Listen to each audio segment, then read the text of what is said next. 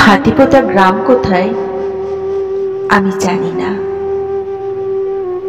তবে হাতিপোতা গ্রামের জমিদার বাড়ির সিংহ দরজায় একটি করুণ বিয়োগান্ত মৃত্যুর কথা আমার স্মৃতিতে জলজলে উজ্জ্বল আজও। শরৎবাবু, আপনি দেবদাসকে ওভাবে নাও মারতে পারতেন। আপনার পারু কি দোষ করেছিল?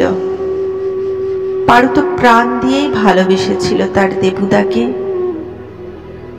শরৎবাবু, আপনি যে মহান উদ্দেশ্যে লিখেছেন আপনার অমর উপন্যাস, পেরেছেন কি ওই সমাজপতিদের রক্তচক্ষুর রসনল থেকে পারুদের বাঁচাতে?